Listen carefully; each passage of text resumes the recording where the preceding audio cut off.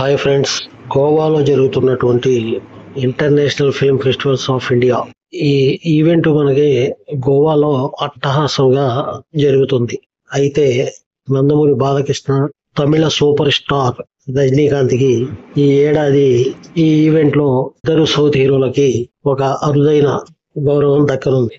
వీళ్ళు గత 50 సంవత్సరాల నుండి సినిమా జీవితాన్ని గడుపుతూ అత్యధికమైన నటనా వారసత్వాన్ని పంచుతూ ఉన్న ఈ ఇద్దరు అగ్ర హీరోలకు గోవాలో అంతర్జాతీయ సినీ ఉత్సవాల్లో సన్మానించనున్నారని కేంద్ర సమాచార సహాయ మంత్రి ఎల్ మురుగన్ ఒక ప్రకటన వెల్లడించడం జరిగింది. ఈ వేడుకలకు ఏర్పాట్లు మొత్తం పూర్తయ్యాయని, దేశంలోని వేరే వేరే ప్రాంతాల నుంచి సినీ ప్రముఖులు హాజరవుతారని, దీనిలో వీళ్ళిద్దరికి సన్మానించనున్నట్లు, సినిమా రంగంలో మంచి ప్రజాదరణ పొంది భారతీయ సినిమాకు చేసిన కృషికి గాను వీరిద్దరికి ఈ ఈవెంట్ లో సన్మానించనున్నారు అని మంత్రి మురుగన్ చెప్పడం జరిగింది.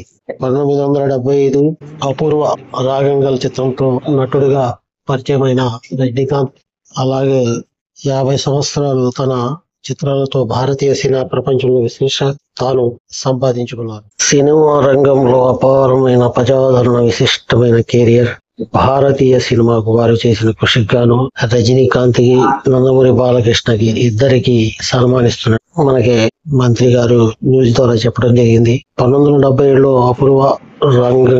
అపూర్వ రాగం చిత్రంతో నటుడిగా ప్రవేశం చేసిన రజనీకాంత్ 50 శతాబ్దాలుగా తన చిత్రాలతో భారతీయ సినీ ప్రపంచంలో విశేష స్థానం సంపాదించుకున్నారు.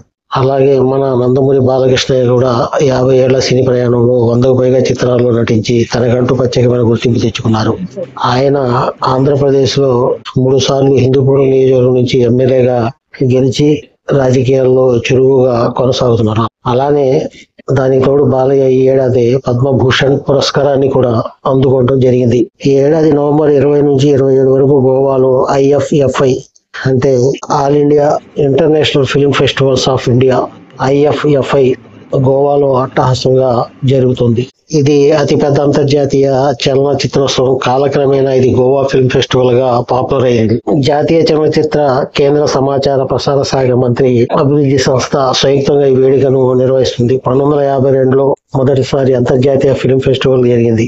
2004 నుంచి ఇది గోవా ఫిల్మ్ ఫెస్టివల్ గా ప్రసిద్ధి చెందింది. ప్రతి ఏటా IFFI ని నవంబర్ 20-28 మధ్య చేస్తూ ఉన్నారు. చలనచిత్రోత్సవాల్లో ఇచ్చే అవార్డు కోసం గ్లోబల్ మూవీస్, భారతీయ సినిమాలు, షార్ట్ ఫిల్మ్స్, డాక్యుమెంటరీలు ఈ అవార్డ్స్ కి పోటీ పడటం జరుగుతుంది.